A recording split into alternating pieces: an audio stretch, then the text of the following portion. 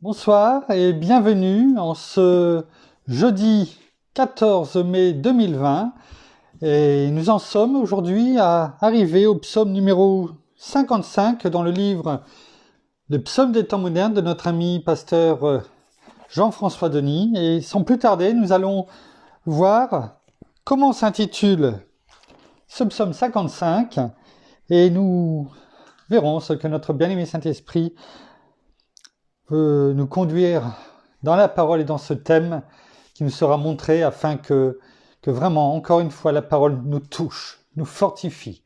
S'ancre en nous. Merci, Père. Merci, Seigneur. Merci, bien-aimé Saint-Esprit.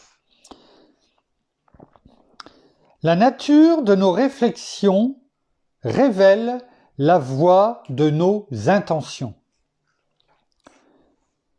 Le péché prend toujours naissance dans ce que j'appelle l'intention, pour trouver son chemin dans la consommation. Tout ce qui est dans ton cœur, lorsque tu accomplis une action, n'est que le résultat de tout ce que tu as nourri en l'amenant à la réalisation. C'est pourquoi il faut être constamment vigilant et faire attention en mettant une garde à la porte de notre imagination. Ainsi, tout ce que l'on écoute et ce que l'on regarde avec affection ne deviendra pas le fruit d'une abomination. Le péché est le combat de notre humanité. Il puise sa source dans notre individualité. Ce que nous voyons à l'échelle de notre société n'est seulement que le résultat accentué de notre manque de combativité. Tout ce que tu fais, qui ne semble pas à première vue péché, ne l'est peut-être pas, mais dépend du fond de ta pensée. Car le péché est consommé premièrement dans ta pensée, pour être transposé par la suite dans ton activité. Quels sont les véritables motifs qui nous poussent à agir ? Quelles sont les véritables motivations derrière chacun de nos désirs ? Il est donc important d'analyser et d'évaluer le bien fondé rattaché à la réalité, nous poussant à cette célérité. Car peu importe le fruit de nos actions à l'extérieur, elles peuvent être le résultat engendré par le péché provenant de l'intérieur. C'est pourquoi ce matin je prie que tout ce que ma main trouve à faire aujourd'hui soit poussé, mon Dieu, par ton Saint-Esprit, afin que Jésus-Christ puisse davantage briller au travers de ma vie. Devant toi, je m'humilie afin que tu viennes au secours de mon cri. Amen. Merci Seigneur, merci Père, merci bien-aimé Saint-Esprit encore pour ce psaume qui à lui seul pourrait nous permettre de parler, même presque pendant des heures. Mais bien-aimé Saint-Esprit, le plus important, c'est de voir au travers de ta parole, de la parole de Dieu, ce que tu veux nous enseigner. C'est bien là l'essentiel. Merci Père, merci Seigneur, merci bien-aimé Saint-Esprit. Il nous est donné une référence par pasteur Jean-François qui est Philippiens 4, verset 8. Alors, prenons-le sans plus tarder. Alors aujourd'hui, j'ai un petit peu moins de papier, mais comme il y avait plus de choses à écrire dans les réflexions, eh bien j'en ai fait des feuilles. Ça sera beaucoup plus facile.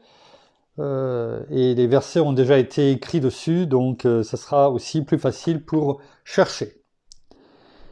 Donc la nature de nos réflexions révèle la voie de nos intentions, les intentions donc et nos pensées. Et nous allons voir ce verset de la parole donc, qui nous a été donné. C'est Philippiens 4, verset 8. Et on l'a déjà lu, ce verset, au travers d'une des méditations. On va le reprendre. Il est écrit « Au reste, frères, que tout ce qui est vrai, tout ce qui est honorable, tout ce qui est juste, tout ce qui est pur, tout ce qui est aimable, tout ce qui mérite l'approbation, ce qui est vertueux et digne de louange, soit l'objet de vos pensées. » Alors, c'est sur ce thème qui est riche que nous allons donc voir ensemble un petit peu le pont entre hier et aujourd'hui. Hier, nous avions vu on avait médité sur le changement, sur l'homme nouveau, sur cette opération à cœur ouvert, chirurgicale, qui avait permis à Dieu, dans le nom de Jésus, de remplacer notre cœur de pierre par un cœur de chair. Et quand cela se passe, forcément, cela doit changer, transformer complètement notre vie. Quand il y a un autre cœur, de la part de Dieu, on ne peut plus vivre de la même façon. C'est un retournement. C'est un virage à 180 degrés, pas à 360, parce que autrement on revient où on était à la base. Hein? Donc, et pas à 90 degrés non plus, ni à 45, qu'importe. Non, c'est à 180. On était vers le nord et on part vers le sud. Je ne vous demande pas de déménager. Mais en tout cas, l'homme ancien, lui, a déménagé. Le vieil homme, cloué à la croix, on s'en est débarrassé. Mais, on l'a déjà dit, si on est parfait en esprit, parce qu'on sommes en Christ Jésus, ressuscité avec lui et assis en lui, en esprit, à la droite de notre Père, allez voir dans Éphésiens 1, chapitre 1 au chapitre 3, il n'en reste pas moins que nous avons toujours un combat à mener au quotidien avec notre âme, on l'a vu avec notre Seigneur Jésus, comme on l'avait dit à Gethsémane, notamment, mais également avec nos pensées. Parce que l'âme, c'est là où se réside, c'est le siège de nos pensées, de nos émotions et de notre volonté. Et c'est sur ce terrain, les pensées, nos émotions, les sentiments, et donc automatiquement sur la volonté qui en découle, que l'ennemi, aujourd'hui, va essayer de jouer. À chaque jour. Alors, l'apôtre Paul, aux Philippiens et à cette église de Philippe, leur a donné ces paroles. Et il nous montre ici que ce que doivent être les objets, parce qu'il n'y en avait pas qu'un, les objets de nos pensées, on l'a vu, honorables, justes, purs, aimables, tout ce qui mérite l'approbation, qui est vertueux, digne de louange, soit l'objet de vos pensées. J'ai dû en oublier. Ah oui, tout ce qui est vrai, tout au début. Il y en a 8. 8. Oui, on pourrait les associer aux fruits de l'esprit également. Et de toute façon, c'est vrai, mon épouse dit ça peut représenter Jésus, mais c'est vrai. En fait, on doit avoir le caractère de notre Seigneur et bien entendu, notre Seigneur Jésus avait cette façon de parler. Et quand il parlait, il avait tout ça, toutes ces caractéristiques.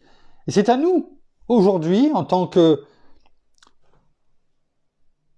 homme nouveau, hein, en tant qu'enfant de Dieu, adopté, eh bien c'est à nous d'avoir et de cheminer dans tout cela et que nos pensées soient dirigées dans tout ce que nous venons de lire. Alors, il y en a 8, nous allons brièvement, bien entendu, parce que chacun pourrait faire l'objet d'un culte, donc nous allons essayer de les analyser en général pour que cela puisse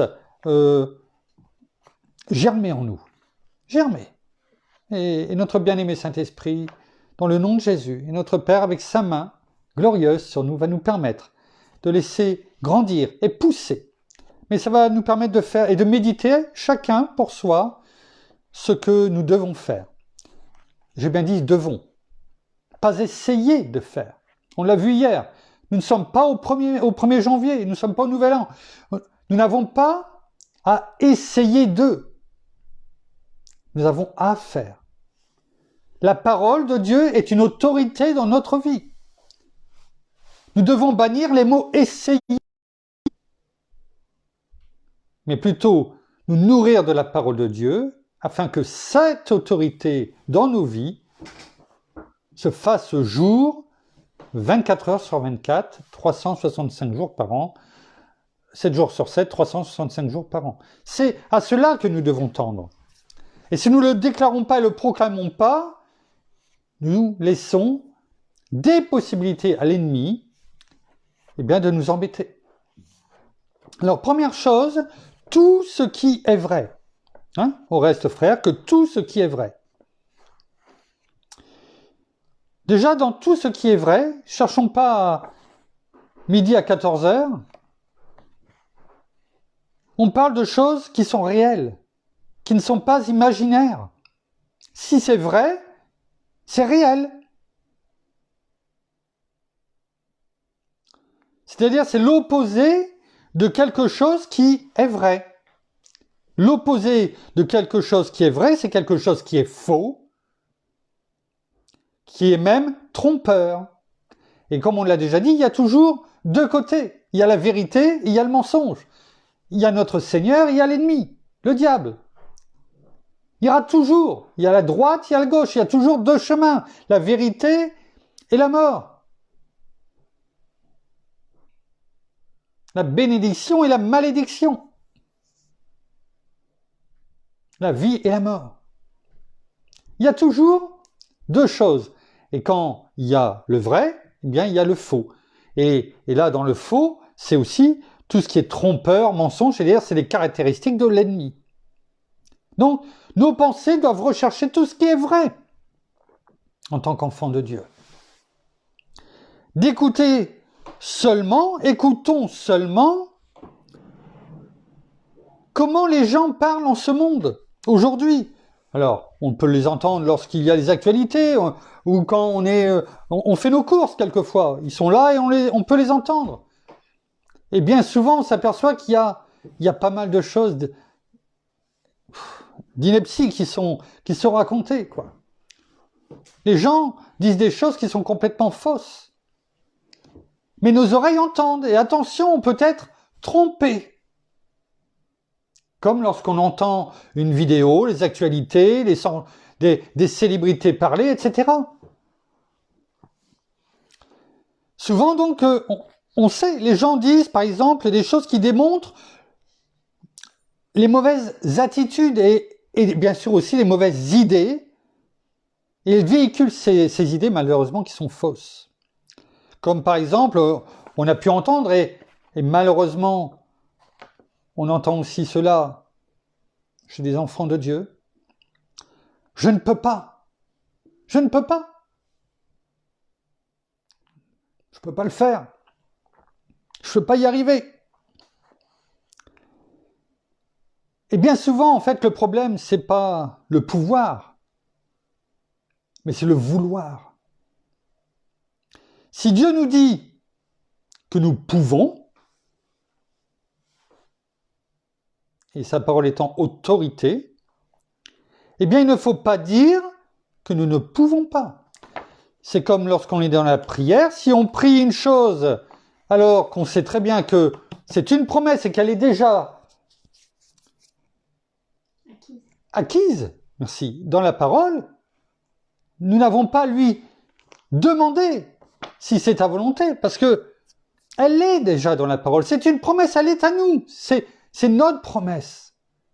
Et lui demander si c'est ta volonté, c'est annuler notre prière par faute de connaissance. Mon peuple meurt faute de connaissance. Donc si Dieu nous dit on peut, selon sa promesse, selon la parole, nous n'avons pas à dire nous ne pouvons pas. On le voit par exemple dans Jean 15 au verset 5, vous le connaissez. Il est écrit, moi je suis le cep, vous les sarments. Celui qui demeure en moi, comme moi en lui, porte beaucoup de fruits. Car sans moi, vous ne pouvez rien faire.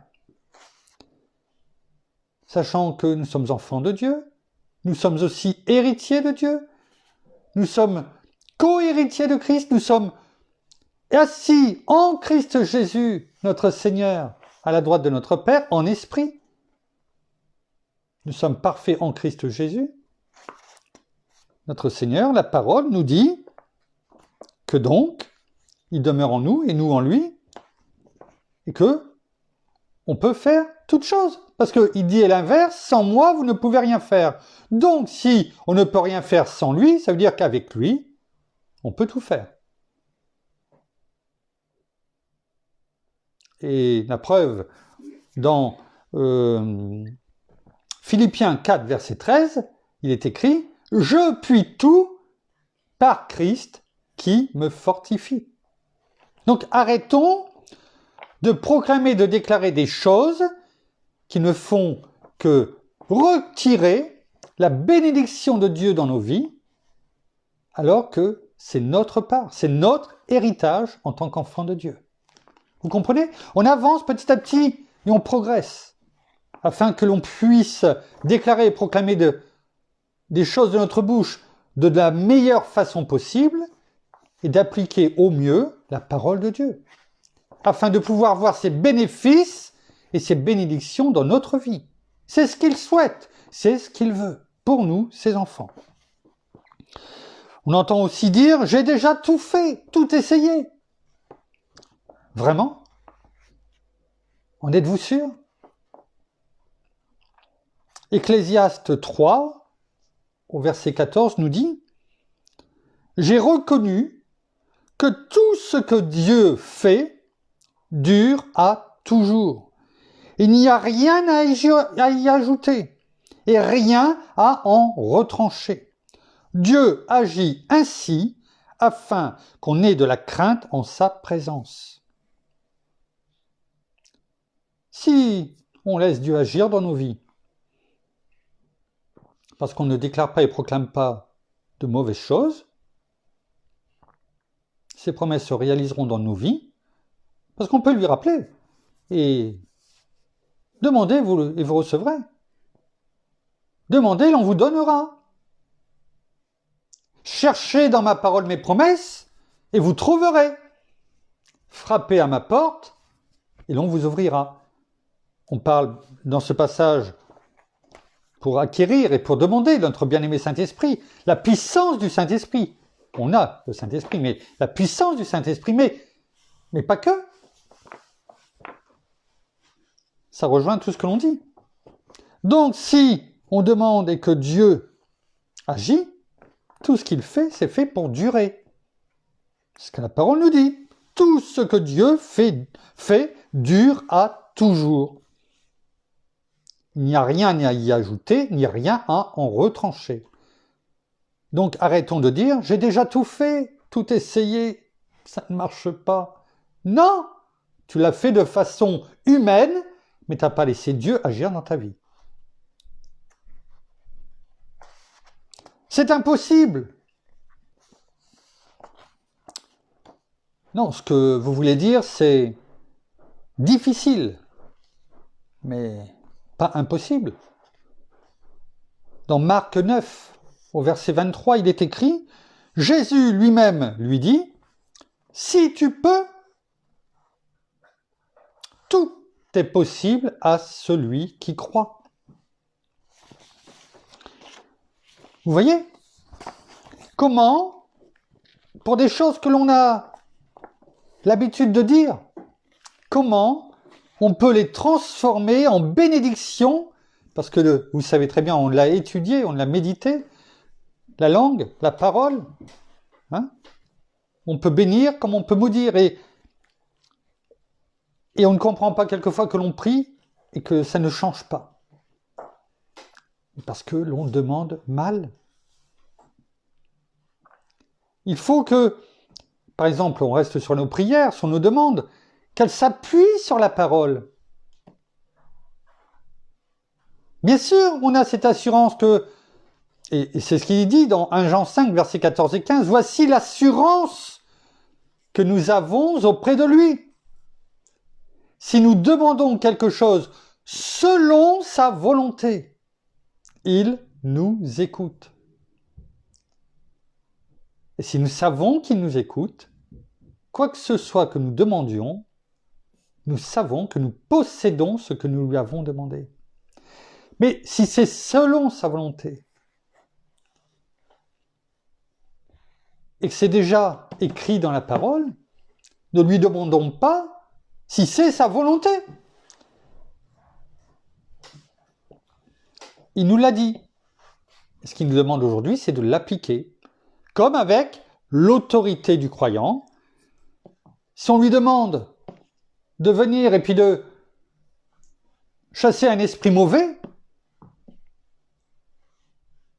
ou de délivrer une personne,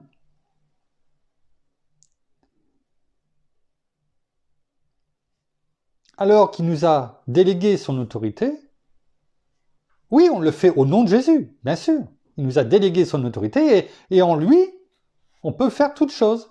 Mais si on agit en lui demandant de le faire à notre place, alors qu'il nous a délégué son autorité, eh bien, il nous répondra, comme on l'avait fait dans l'étude de l'autorité du croyant, « Je t'ai tout donné, c'est à toi de le faire. »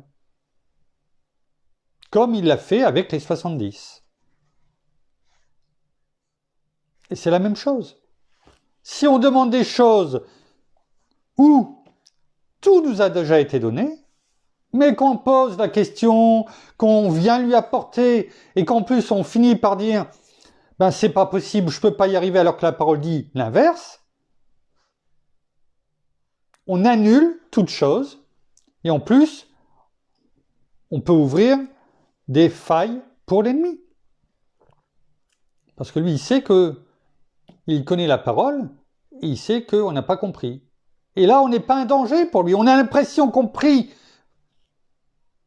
des choses qui vont l'envoyer balader, alors que lui, il en rigole. Parce qu'ils disent, ils n'ont pas compris. Ils n'ont pas leur autorité. Ils n'ont pas saisi. Vous comprenez la différence? On entend quelquefois, il n'y a pas de moyen d'en sortir. Il n'y a aucun moyen de s'en sortir, quoi. Vraiment? Y a-t-il un problème trop difficile pour Dieu?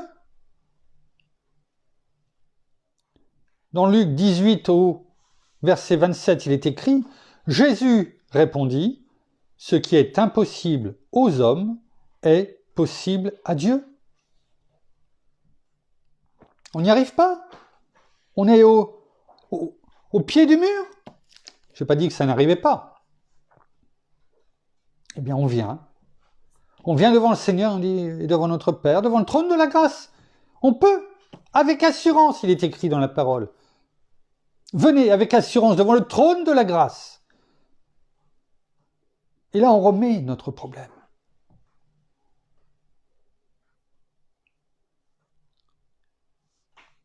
Rien n'est impossible à Dieu. Plutôt que de dire, je peux pas m'en sortir, il n'y a plus de solution. Au lieu de dire ça, de le proclamer, faisons, mettons-nous à genoux et venons devant le trône de la grâce. Pensons plutôt aux choses qui sont vraies, comme les promesses de Dieu, hein, c'est tout ce qu'on a pu dire, au lieu de nous apitoyer sur nous-mêmes. Et arrêtons d'écouter ces choses fausses. Deuxièmement, tout ce qui est honorable. Alors oui, l'apôtre Paul nous dit, pensez et pensons aux choses qui sont honorables, dignes de respect. C'est ça qui nous est demandé. Alors, on le sait très bien, on l'a déjà dit, le monde est rempli de choses qui sont méprisables. Et la liste est longue. Vaines, frivoles. On ne va même pas la faire entièrement parce qu'on n'y arriverait jamais. Et il faudrait des jours et des jours et des jours. Le problème, c'est que souvent, nos conversations avec les autres manquent de profondeur dans ces domaines honorables, justement. Méditons sur ça. Méditons. Regardons simplement, parce que tout le monde entend ou voit, regardons les personnes dites célèbres, que ce soit dans le sport, dans la musique, politique, qu'importe le domaine. Qu'est-ce que montre leur vie ?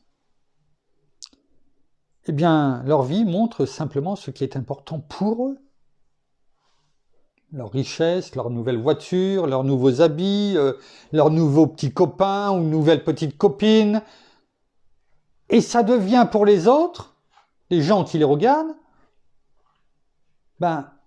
une habitude. D'être dans l'adultère, d'être dans la convoitise, d'être dans l'envie, etc. C'est comme ça que ça se passe. L'ennemi utilise tous les médias sociaux qui sont à sa disposition pour corrompre les autres, et malheureusement aussi les enfants de Dieu.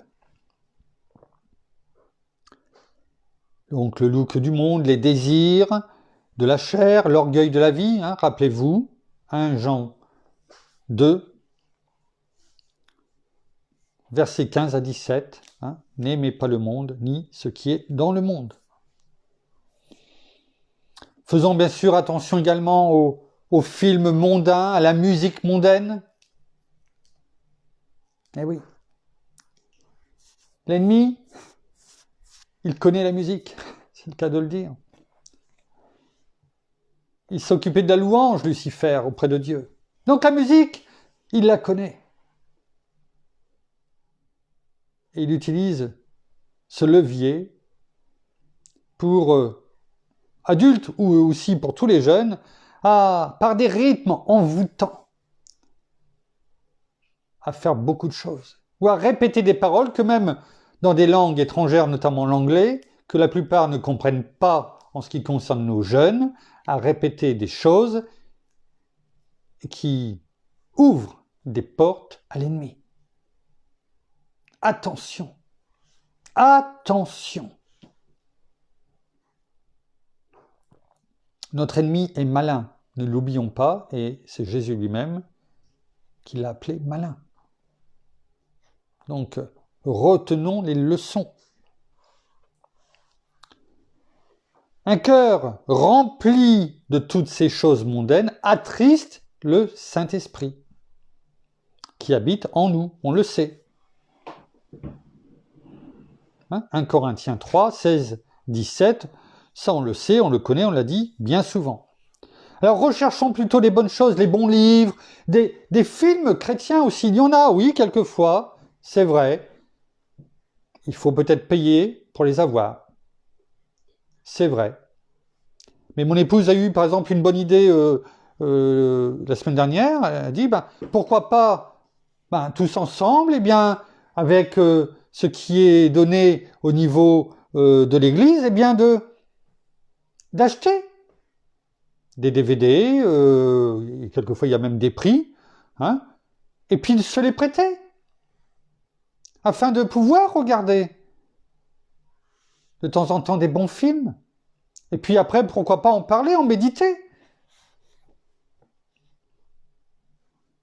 Il y a plein de solutions. Plein de solutions.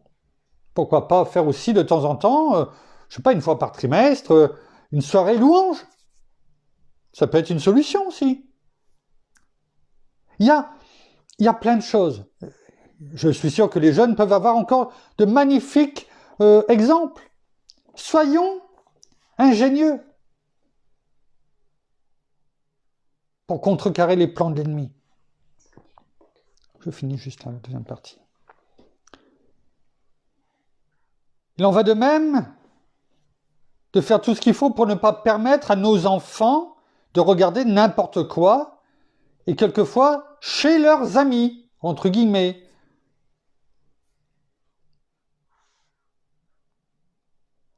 J'ai l'exemple en tête, sans citer de nom, de personnes qui laissent leur enfant regarder ce qu'ils veulent devant Netflix, avec une télé et leur abonnement pour l'enfant dans la chambre. Sans contrôle parental, tout ce qu'ils veulent. Et cette personne, cet enfant, a 13 ans. 12-13 ans. Que pensez-vous que ce jeune enfant puisse avoir dans sa tête? Et si on laisse nos enfants y aller, eh bien, ils peuvent être amenés aussi, tentés par l'ami, etc. Tu peux, ouais, mais toi, oh, tes parents ils veulent pas, etc., etc. Et on sait bien comment c'est les enfants. Voilà le piège. Voilà le piège. Alors, détruisons ce qui n'est pas honorable dans notre vie. Là, c'est quelques exemples. Et quand on est enfant de Dieu, on le sent, on sait qu'il y a quelque chose qui ne va pas et qu'il ne faut pas le faire. Alors, détruisons cela dans nos vies. Voici ce que les Éphésiens ont fait, par exemple, après avoir cru en Christ. Je vous laisse aller lire Éphèse, l'épître aux Éphésiens. Et on le voit aussi dans Actes 19, au verset 19, il est écrit « Un assez grand nombre de ceux qui avaient pratiqué la sorcellerie apportèrent leurs livres et les brûlèrent devant tous. On en calcula la valeur et l'on en trouva pour 50 000 pièces d'argent. » Ça faisait beaucoup. Hein? On ne va pas parler de l'église, de là-bas, tout ce qu'il y avait dans la ville, mais c'est l'exemple de ce qu'ils ont fait, c'est en fait ce que nous devons faire dans nos vies. Brûler, s'il le faut, toutes ces choses qu'il faut se débarrasser. Parce que devant l'ennemi, devant le monde spirituel, c'est s'en séparer. Il ne suffit pas de les mettre de côté dans un sac et puis de les mettre à la cave ou au grenier. Ça ne sert à rien. Brûler, afin de se séparer de ces esprits mauvais, impurs. Je vais juste me désaltérer un petit peu. Merci. Je vais essayer d'accélérer un petit peu. Troisièmement, tout ce qui est juste. Tout ce qui est juste. Quelque chose est juste quand elle est conforme au standard de Dieu, à la parole. Nous devons toujours penser à ce qui est juste. C'est ce que nous demande la parole. Je dirais même ce que nous ordonne la parole. Et si elle nous l'ordonne, c'est qu'il y a une raison. On ne peut pas se permettre de faire le mal pour avoir une occasion de faire le bien. Vous comprenez ce que je veux dire? Il y en a qui aiment faire le mal pour pouvoir après venir aider la personne, la relever. Parce que autour, bien sûr, elle ne le fait pas toute seule, elle le fait quand il y a du monde, pour qu'on puisse dire « Oh, regarde cette belle personne. Elle aide. T'as vu son bon cœur. » Et les personnes ne voient pas ce qu'elle a pu faire de mal, peut-être parce que c'était caché à côté. Dans une société où la corruption est arrivée à son maximum aujourd'hui, dans les affaires, il y a beaucoup de choses qui se font dans le business, avec des magouilles. Dans l'immobilier, dans le bâtiment, avec des pots de vin. En politique, n'en parlons pas. Et quel que soit le parti politique. On le sait. question de pouvoir, de puissance, d'argent. Il faut déterminer dès maintenant dans votre cœur, dans notre cœur, ce que nous allons faire et ce que vous allez faire pour que nous puissions avancer dans ce qui est juste. Donc de rejeter tout cela. De rejeter tout cela. Et on ne peut faire ce qui est juste que si on pense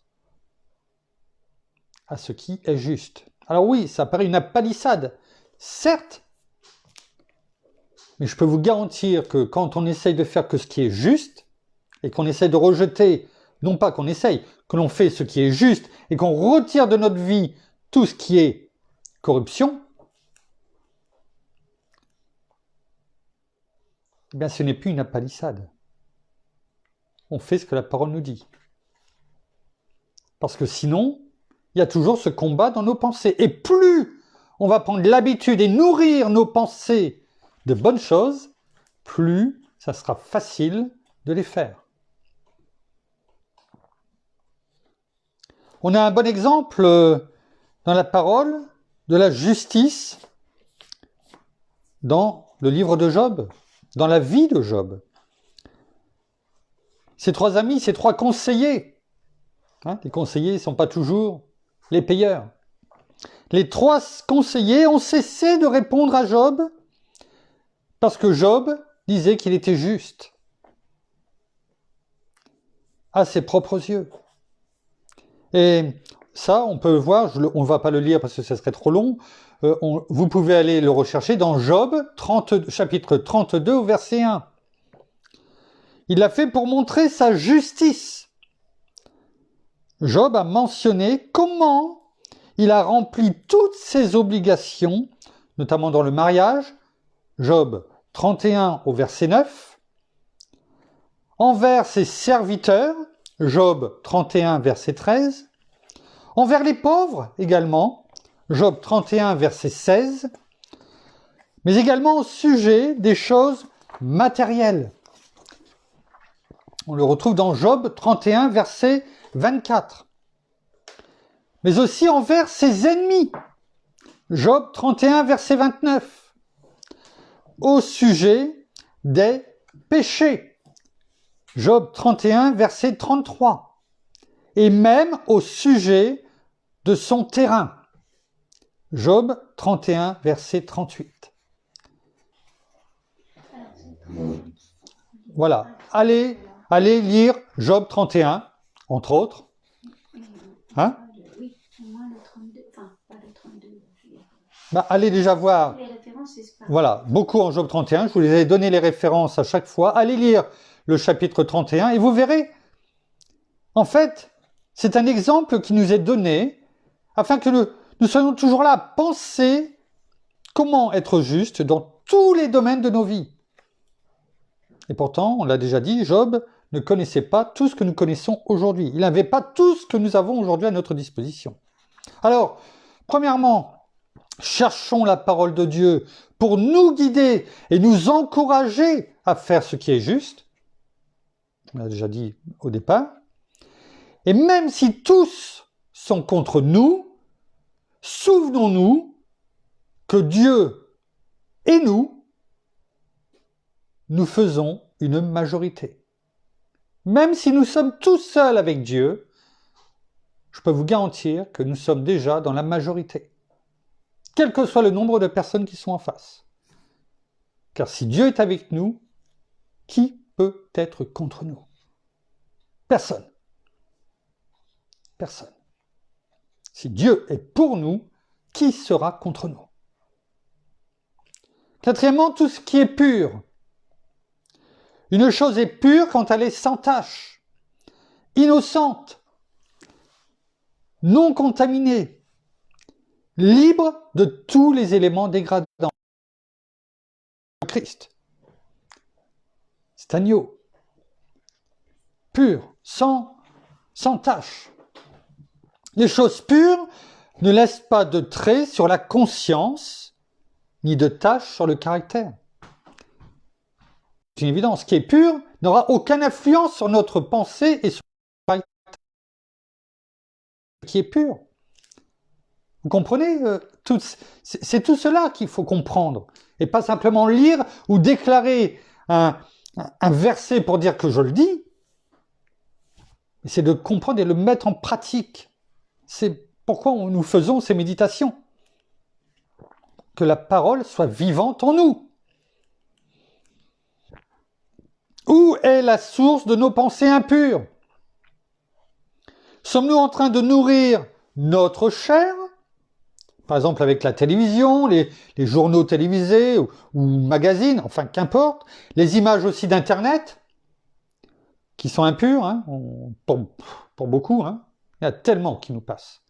Tellement qui nous passent par, comment dirais-je, la vue. Oui. Des sollicitations, des invitations d'amis Facebook, que si on ne fait pas attention et qu'on va voir pour voir qui est cette personne, eh bien on tombe sur des réseaux pornographiques. Je ne dis pas que j'en reçois tous les jours, mais presque. Maintenant, je les reconnais tout de suite et je supprime et je bloque la personne. Oui. Mais si c'est nos enfants, apprenons-leur à rechercher ce qui est pur.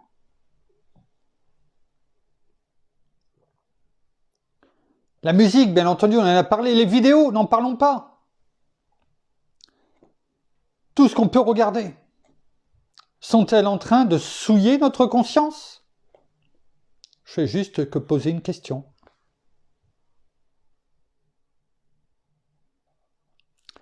Dans Tite, chapitre 1, verset 15, il est écrit « Tout est pur, tout ». Vous vous rappelez tout, hein? Tout est pur pour ceux qui sont purs. Mais rien n'est pur pour ceux qui sont souillés et incrédules. Leur intelligence aussi bien que leur conscience est souillée. C'est clair? Tout est pur pour ceux qui sont purs, mais rien n'est pur pour ceux qui sont souillés. C'est une évidence, vous allez me dire. Oui, c'est vrai, c'est une évidence. Ouais. Mais est-ce qu'on l'applique dans notre vie? Pourtant, c'est une évidence. Et je peux garantir, certifier que si tout chrétien, tout enfant de Dieu n'appliquait que ne serait-ce que ça, même si c'est une évidence, je peux vous garantir que l'Église ne serait pas ce qu'elle est aujourd'hui. Et que ça rendrait gloire à notre Père, dans le nom de Jésus. Alors attention de ne pas passer trop vite sur les évidences.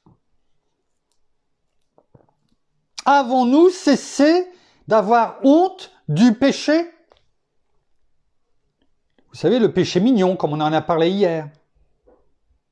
Est-ce qu'on en a honte au point de le rejeter, quel qu'il soit?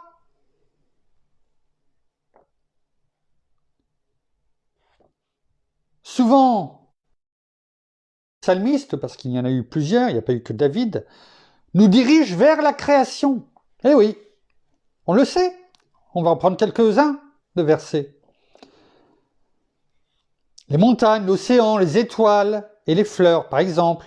Il est dit dans le psaume 121, au verset 1. « Je lève les yeux vers les montagnes, d'où me viendra le secours ?» Dans le psaume 8, qu'on connaît bien, versets 4 et 5. « Quand je regarde tes cieux, ouvrage de tes mains, la lune et les étoiles que tu as établies. Qu'est-ce que l'homme pour que tu te souviennes de lui, et le Fils de l'homme pour que tu prennes garde à lui? » Psaume 19, verset 2. « Les cieux racontent ta gloire, la gloire de Dieu. Et l'étendue céleste annonce l'œuvre de ses mains. » Eh oui, c'est pas la même chose que tout ce qu'on vient de voir d'impur. Dieu lui-même nous indique dans la parole qu'il y a une religion pure devant lui. Alors oui, c'est vrai, on peut dire, ouais, mais on n'est pas une religion. Oui, je suis d'accord. Regardons ce que dit la parole quand même. Ce n'est pas le fait qu'on soit une religion. Regardons ce que dit la parole. Sachons discerner.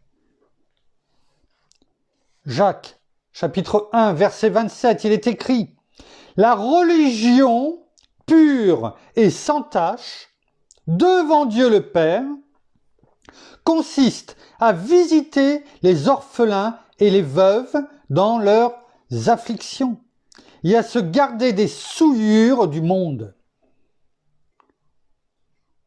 Sachons retenir ce qui est écrit. Cinquièmement, tout ce qui est aimable. Quelque chose est aimable quand elle nous est chère et agréable. Chaque jour, il y a tellement de choses qui ne nous plaisent pas. Il y en a des choses qui ne nous plaisent pas. Des choses qui nous sont désagréables. Alors, c'est tellement une bénédiction de penser aux choses aimables, entre guillemets, comme par exemple la bonne musique, on l'a dit tout à l'heure, les amitiés entre frères et sœurs. Ça, c'est agréable. Ça, c'est aimable dans ce sens-là, que la parole veut nous faire le comprendre. Même la nourriture, à partir du moment où ce n'est pas dans l'excès du manger et du boire, mais ça peut être sympathique, aimable, agréable, de passer un bon moment ensemble autour d'un bon repas, de partager. Le Seigneur l'a fait. Il a dit qu'il avait hâte de prendre cette dernière Pâque. Pour différentes raisons également, mais il était heureux de partager le repas. Et il l'a fait pendant les 3 années de son ministère à maintes reprises. Il était heureux. Il faut faire attention aussi, parce que l'argent ne devrait pas être quelque chose d'aimable, d'agréable à nos yeux. Je ne dis pas qu'il ne faut pas en avoir, ce n'est pas du tout ce que je veux dire. Je veux dire, ça ne doit pas être une pensée aimable et agréable à nos yeux, au point de la mettre devant Dieu, à la première place. Vous comprenez ce que je veux dire.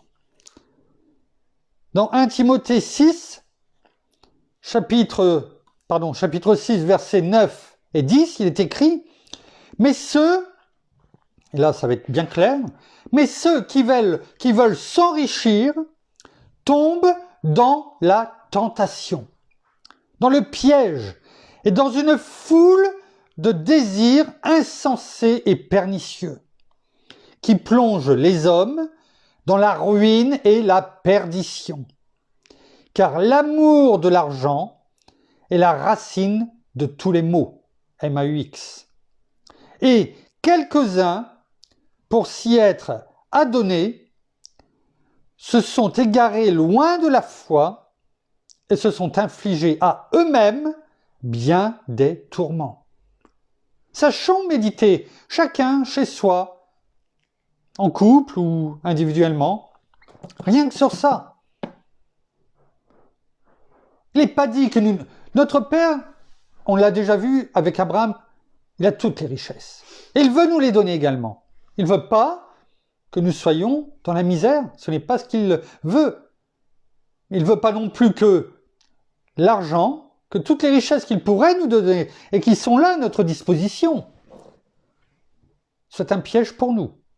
Donc, le fait d'être mûr aussi spirituellement et de manger, non pas comme à l'église de Corinthe, qui avait toujours besoin, malgré tous les dons qu'ils avaient, de lait frelaté, cherchons à manger de la nourriture solide comme nous le faisons chaque jour, afin de nous garder de tous ces pièges et de pouvoir, même dans l'abondance, de savoir quoi faire avec les finances de Dieu.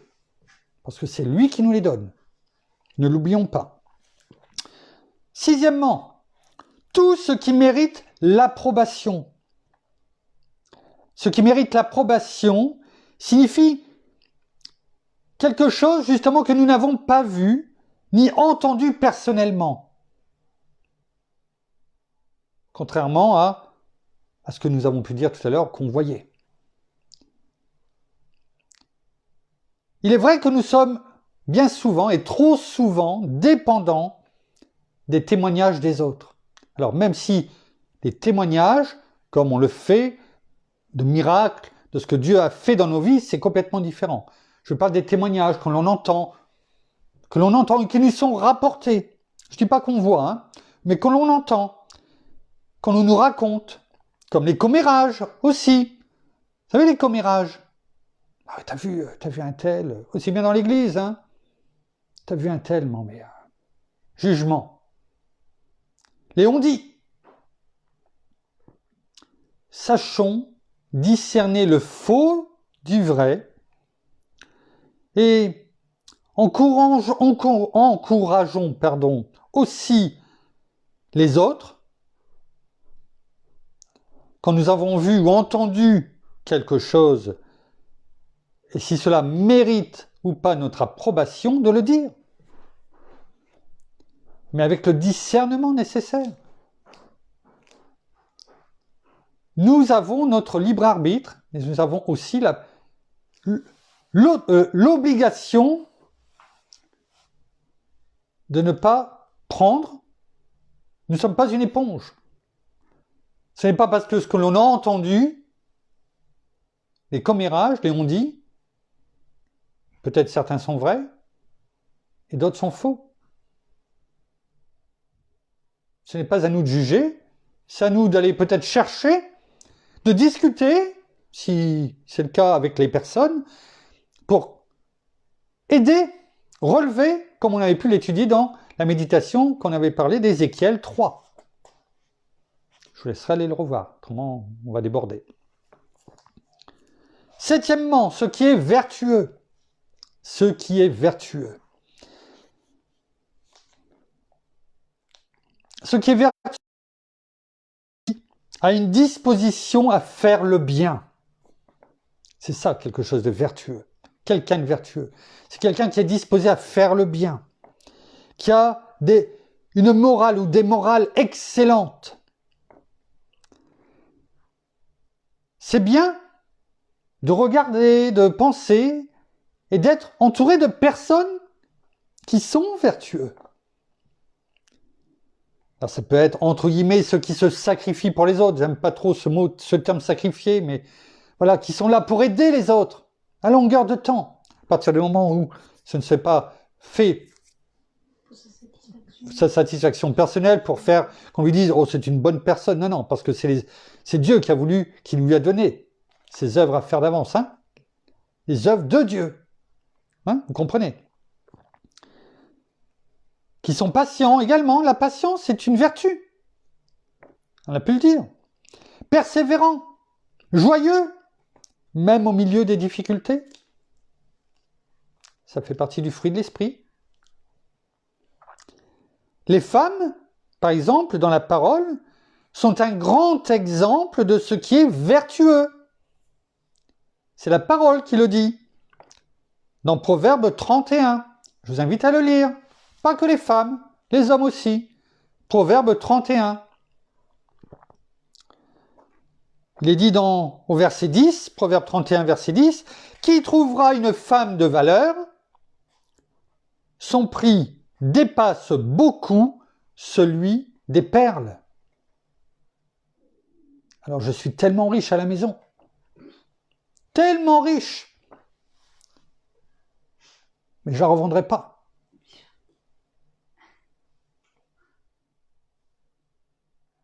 Vous voyez comme quoi les promesses de Dieu sont vraies. Elles sont là, je l'ai déjà. Elle est à côté de moi. Mon épouse. Je t'en prie. C'est cadeau. C'est de mon cœur. C'est des bonnes pensées. Au verset 29, toujours au chapitre 31. Beaucoup de filles ont une conduite de valeur. Mais toi, tu les surpasses toutes. Tu es un bon exemple. Oui, la parole le dit. Et c'est le cas pour toi. Huitièmement et dernier, ce qui est digne de louange. Alors Paul parle ici de tout ce qui est louable et méritoire. Voyons dans 1 Corinthiens 13 comment l'amour est loué. Dans 1 Corinthiens 13, versets 4 à 7, il est écrit « L'amour est patient, l'amour est serviable, il n'est pas envieux. L'amour ne se vante pas. Il ne s'enfle pas d'orgueil. Il ne fait rien de malhonnête. Il ne cherche pas son intérêt. Il ne s'irrite pas. Il ne médite pas le mal. Il ne se réjouit pas de l'injustice, mais il se réjouit de la vérité. Il pardonne tout. Il croit tout. Il espère tout. Il supporte tout. Donc, si vous et moi sommes affligés par nos propres sentiments, rappelons-nous déjà que nos sentiments, oui, nos émotions, la plupart du temps, mentent. Et qu'il n'y a qu'une seule chose à faire, c'est d'aller à lui, notre Seigneur Jésus-Christ. Notre Seigneur. Et si nous le cherchons, nous le trouverons. La parole le dit. De même, il n'est pas nécessaire de s'inquiéter de notre bonheur et de notre joie. Il est notre joie, de même qu'il est notre paix. Comprenez ce que je veux dire? On en a parlé tout à l'heure. Ne demandons pas à notre Seigneur, à notre Père, d'avoir le bonheur, d'avoir la paix, d'avoir la joie. Elle est déjà en nous. Il suffit de dire merci ou de rappeler la promesse qui nous est donnée. Je réponds à ta question. Mon épouse me dit, ou d'en avoir plus. Jean, chapitre 15, verset 11. Je vous ai, c'est notre Seigneur qui parle aux apôtres, aux disciples aussi. Je vous ai parlé ainsi afin que ma joie soit en vous et que votre joie soit complète.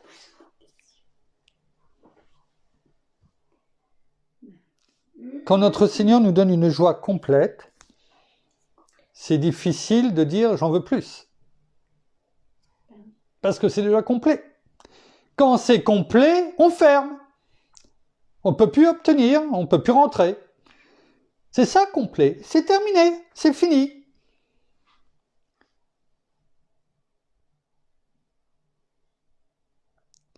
Dans Jean 14, au verset 27, il est écrit « Je vous laisse la paix, je vous donne ma paix. » Moi, c'est notre Seigneur Jésus qui parle, moi je ne vous donne pas, je ne vous la donne pas, comme le monde donne. Que votre cœur ne se trouble pas et ne s'alarme pas. Il nous donne sa paix. Pas comme la paix du monde, il nous dit que votre cœur ne se trouble pas et ne s'alarme pas. Il nous donne sa paix, sa joie, sa paix, même dans les mauvais moments, dans les mauvaises circonstances. Ça n'empêche pas qu'elle est toujours là. Nous sommes en Christ et si nous demeurons en lui, nous sommes parfaits en esprit. Et même dans la souffrance et dans la paix et dans le malheur, dans les difficultés, eh bien nous pouvons expérimenter cette parce qu'elle ne vient pas du monde, elle vient de Christ. Il est la vie, il est tout, tout. Jean 14, Jean 14, verset 6, il est écrit, c'est Jésus qui parle, et notamment il parle à Thomas, celui qui ne croit que ce qu'il voit. Donc marchons non pas par la vue, mais par la foi. Merci. Et notre Seigneur Jésus dit dans Jean 14, 6, « Moi, je suis le chemin, la vérité et la vie. Et nul ne viendra au Père que par moi. Donc, après tout ce qu'on a pu dire, évitons les incitations et les tentations de Satan en donnant à nos sentiments une prééminence, une importance qui n'a pas lieu d'être au centre de notre vie. Mais mettons plutôt au centre de notre vie la seule personne qui a le droit d'y être. Le Seigneur de gloire, qui nous a aimés et qui est allé à la croix et a porté le châtiment et la honte de nos péchés. On a pu le méditer également. Cherchons-le, cherchons sa face, et toutes les autres choses nous seront ajoutées. On le voit dans Matthieu 6, 33. Je vais vous la donner pour terminer en français courant. Préoccupez-vous d'abord du royaume de Dieu et de la vie juste. Pardon, on va la reprendre pour pas qu'il y ait de... La virgule n'était pas là, il n'y en avait pas. Préoccupez-vous d'abord du royaume de Dieu et de la vie juste qu'il demande, tout ce que nous avons pu voir aujourd'hui, et Dieu vous accordera aussi tout le reste. Merci, Père. Merci, Seigneur. Merci, bien-aimé Saint-Esprit, encore une fois, pour tout cet enseignement que tu nous donnes, que tu nous as révélé, et que tout cela soit vraiment une très bonne semence dans nos vies au quotidien. Amen. Oh, merci Seigneur encore pour ta parole encore ce soir. Merci parce que elle agit en nous et qu'elle nous fortifie. Merci parce qu'elle nous révèle des choses encore cachées dans nos cœurs, dans nos vies. Et nous voulons vraiment encore venir à toi et vraiment nous remettre pleinement en recherchant vraiment tout, comme nous l'avons entendu dans la parole ce soir, dans la méditation, tout ce qui est vrai, tout ce qui est honorable, tout ce qui est pur, tout ce qui est juste.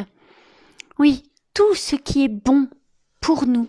Ne pas nous laisser aller à toutes ces choses du monde, à tous ces péchés, à tous ces on-dit, à toutes ces choses que l'on entend, que l'on voit, sur lesquelles, même au niveau de ces commérages, de ces disputes, fuyons tout cela, fuyons.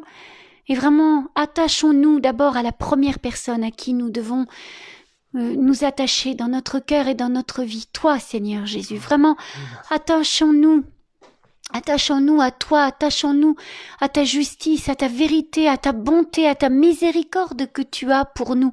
Ne recherchons pas les choses du monde, les choses vaines et celles qui sont éphémères.